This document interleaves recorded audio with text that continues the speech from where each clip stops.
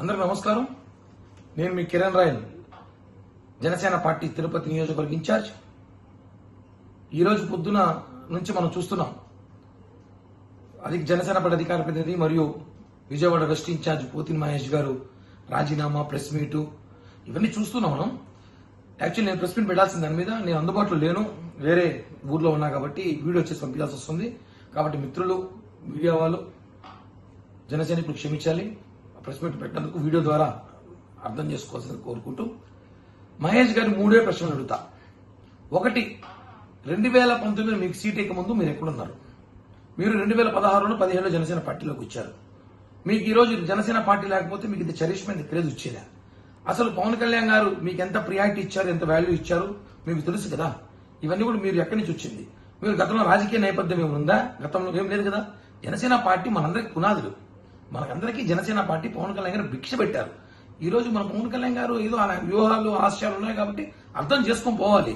ఇప్పుడు నేనున్నాను, ఉదాహరణకి ప్రజారాజ్య పార్టీ నుంచి పనిచేస్తున్నా.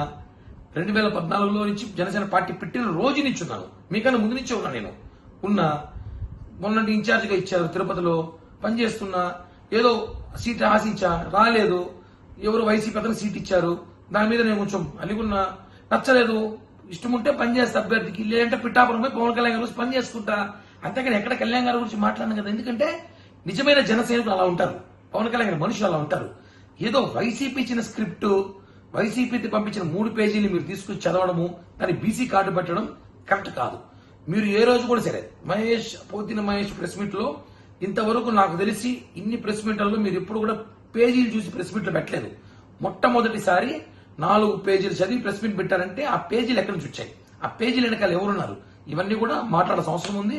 ఒకటే చెప్తున్నా, అన్నాలీజియో గారిని తీసుకొని మీరు గృహప్రవేశం రా అంటే ఇప్పుడు అది సంబంధం కాదు కదా. ఆయన తీసుకొస్తారు, ఆయన ఇష్టం అది.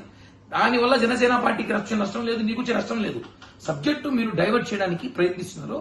దీని వెనకాల ఎవరో క్లియర్ గా ప్రజలు తెలిసిపోయింది. ఎందుకంటే మహేష్ గారు కూడా, నాకు ఆయన వ్యక్తిగత ఏం లేదు.